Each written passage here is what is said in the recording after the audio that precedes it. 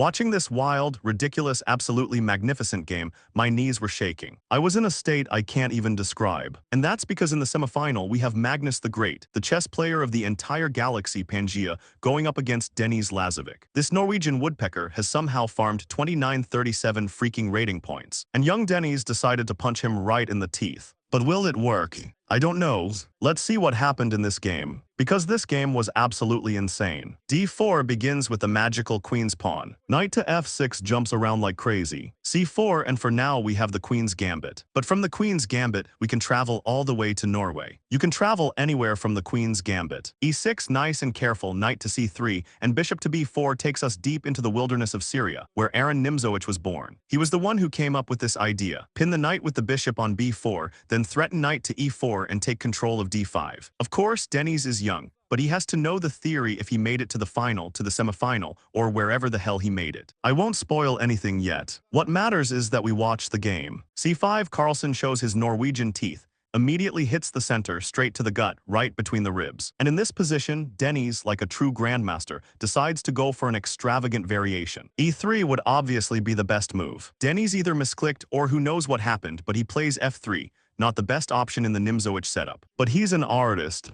That's how he sees it. He beat Hikaru on camera, so maybe he can beat this guy too. Knight to c6 and of course e4. You played f3, so let's shove e4 right down your throat. d6, reinforcing the pawn on c5, protecting it a little more. Of course, you can't take here, because this linear traffic light is absolutely useless here. Nobody needs it. The knight goes to a2, b6. You could try to pin the knight somehow, maybe with a4. But then Magnus brings the bishop in, and this guy will do it without even asking your name. Knight to g3, the knight heads toward the kingside, and Dennis is preparing to attack. Knight to a5 attacks the pawn on c4, with the idea of simply getting this other disgusting bishop out and putting pressure on this half-dead little piece, this tiny nuisance, this annoying obstacle that is poisoning the whole position in this opening. Bishop to d3. We need to develop somehow so we can castle. Bishop to a6 attacks and Dennis castles, sacrificing a pawn in the process. But why exactly is he sacrificing this pawn? Let's think about it. Can you think? I can't. Hit like on this video if you can think. And if you can't think, then why are you even playing chess if you don't know how to think? Alright, if we take the pawn on c4, it doesn't really matter with what. With the bishop or the knight. Although maybe it does matter, hold on. If we take with the knight like this, then there's a4. A knife straight into the ribs, giving check and kicking the king out. b5 doesn't save anything because the bishop gets lost, so you can't take. If you take with the bishop, for example, so that after a4 you can play b5, then everything is fine. But no normal player is going to play a4 immediately. This isn't some drunk Antonio Gonçalves woodpecker. He first takes here, makes a little move, and then b5 is completely ruined. So the knight gets lost. You simply can't take on c4 right away. Magnus understands this better than anyone. So Magnus decides to create doubled pawns in the center. Doubled. Beautiful. Rook to c8 attacks this pawn, and soon this pawn is going to have a very, very bad day. f5 pushing forward into the attack. While Magnus is busy with this rotten little move around c4, Dennis is already getting ready to attack, rip everything apart and start throwing punches. h6 from Magnus just for prophylaxis, so nobody can sneak something in here. Then g5 as well. Look at these absolutely incredible pawns getting ready to march forward. It's a shame this attack is going to end sooner or later. Rook to f4 joins the attack on h4. We need to shut Magnus down. He's getting a little too comfortable in this tournament. There's $1.5 million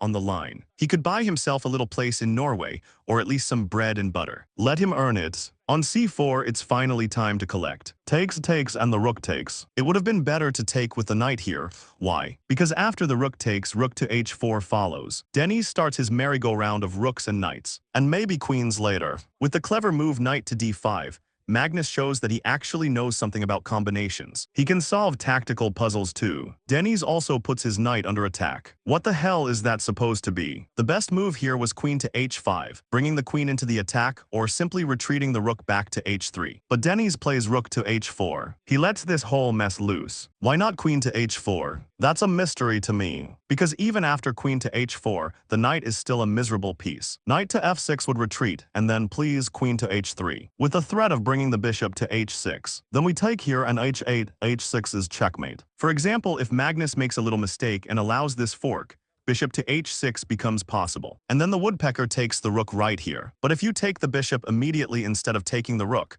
the queen comes flying in here. And you can even blunder checkmate. Take the rook blundermate. 2 moves. Magnus can sometimes play like that when he's drunk. But when he's sober, it's a completely different game. Dennis has already lifted the rook to h4. He's threatening to take on h6 with everything. And in this position, Magnus finds the best move. Maybe he has an engine installed somewhere in the right places. Although he's not exactly friends with hands. So who knows? Who knows? Magnus finds the best move in this position. You might ask, what could possibly be better than rook to c1? A diamond. That's the kind of move you find while sitting on your couch. I still don't understand why they brought people to Paris, only to give them computers and mice instead of chessboards. What kind of sport is this? I'm just screaming. He takes the rook on c1, and the whole point of this move is to save the knight. The damn knight gets to e3, forking the queen and the rook. Of course, Dennis goes here and exchanges. This whole mess was designed to trade off the attacking pieces and let the king survive a little longer on g8. Now knight to c5 is threatening. We can jump out. Queen to f6 first, so there's no knight to c5. And against knight to c5, Magnus has prepared a surprise. If knight to c5 comes here, queen to d4 first. One move, then we take the pawns. And after that, everything is basically in the toilet. So after queen to f6, Dennis protects the hanging pawn. The little guy needs protection. Queen to h5, and Magnus decides to simplify. Otherwise, we could get another annoying knight to c5.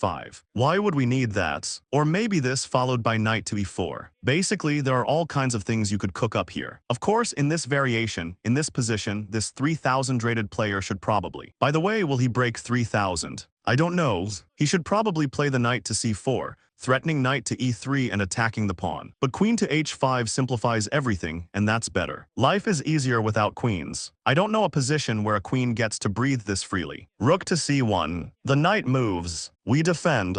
No, we attack. They exchange. e5 comes forward. And in this position, it looks like we have a draw on the board. But this guy is a massive endgame specialist. He knows endgames better than anything else. He hasn't studied his wife as much as he studied chess endgames. Knight to f1. Rook to c8, and forward we go. Take that. The knight retreats. We need to defend. And by the way, Dennis also misses a chance here to put Magnus's king on d7. The pawn would obviously escape. Then right here, knight to c4, and they would trade. They exchange. And this rotten little piece would come over here, landing on b6. And without the pawn on the flank, we still have the rook. Everything is fine. We can bring the knight to h3. Then f6, g4, and keep playing. Keep playing. Just sit there. But whatever. In the actual game, something completely different is waiting for us. By the way, hit the like buttons. Although why the hell would you? Forget it. And don't even think about subscribing. Why the hell would you? The rook goes to a6. Dennis lets a little bit of his happiness slip away. Knight to c3 and e4 taking control. King to g2. For some reason, he steps forward. The knight could simply retreat here, and there wouldn't be any good news left in this game. Magnus takes another pawn. He gains another tempo, and Magnus starts pushing his pawns. The little infantry moves forward. We need to save the knight, but nobody is saving it anymore. Because rook to d6 is simply coming, so Dennis decides to run away with the king. He takes the pawn and gives up the knight. He's playing without a knight. Without a knight, this is basically Pepsi Cola. He attacks here. The knight still manages to hold back the pawns for a moment. Oh, come on, he lost. I'm losing my mind watching this circus.